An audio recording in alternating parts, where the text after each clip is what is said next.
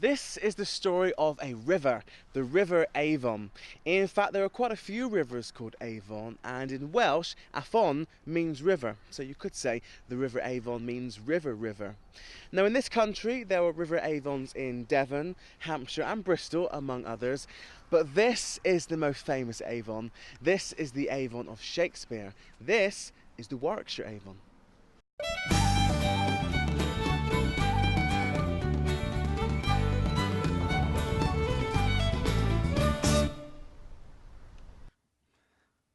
The river rises near Naseby in Northamptonshire, famous for its Civil War battle, and flows as the border of Northamptonshire and Leicestershire.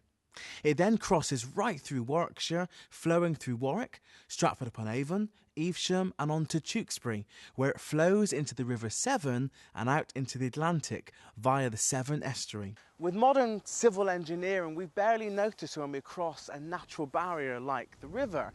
But actually, the way that the landscape has been developed and where towns have grown up has all been dependent on where the river could be crossed. Obviously, the first way to cross a river was to wade through it, but that had its own dangers because after heavy rainfall, the river quickly became a torrent and you could easily get swept away. Or if you were wading through with a wagon, you could get bogged down. So fords were developed just like this one near Offingham, and it's really just a cobbled road underwater.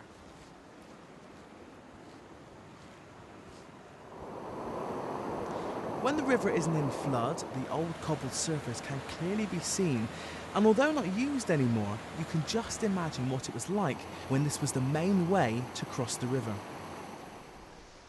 About a mile up there is Bidford, and then a further 2 miles on you've got Welford, and then a mile after that is Stratford. So as the name suggests, these all started out as fords across the river.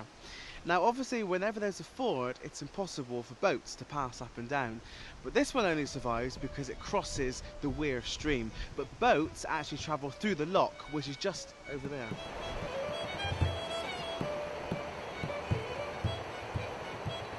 This is the remains of the old ford at Bidford, and this is where the Roman road, Rheingeld Street, crosses the River Avon on its way from Fossway to the northwest.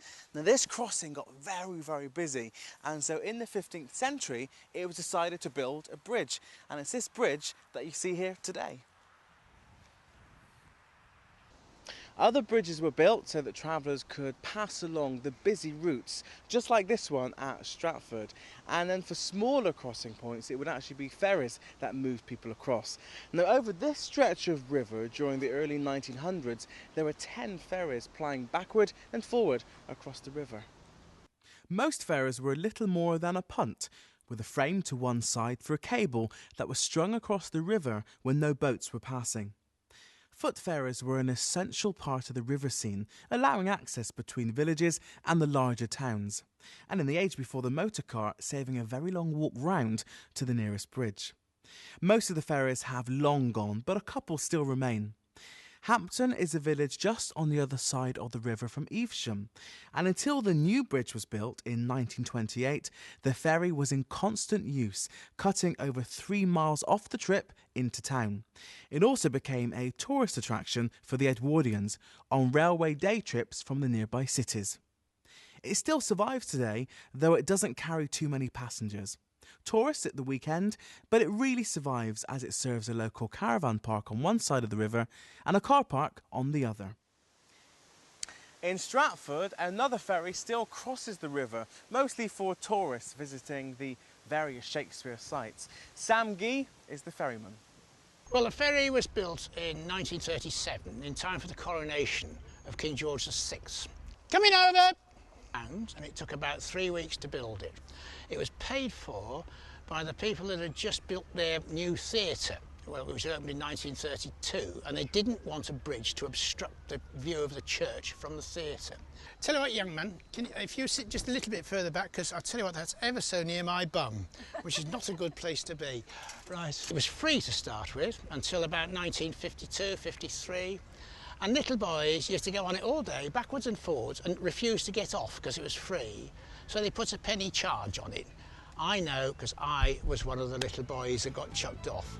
It went gradually, the price has gone up and up and up, needless to say, and today I'm afraid it's 50 pence, which is quite a lot of money to travel 156 feet, but never mind.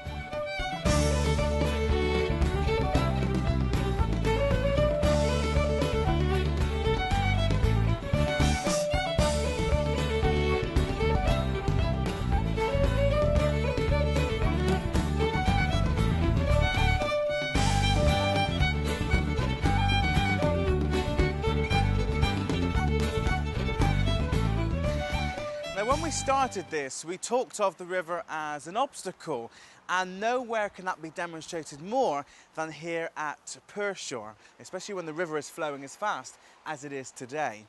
Now, there's now a modern bridge taking traffic from Evesham to the M5, but this old medieval bridge tells its own story. Now, if you look closely at the old medieval bridge, you'll see that the central section looks different.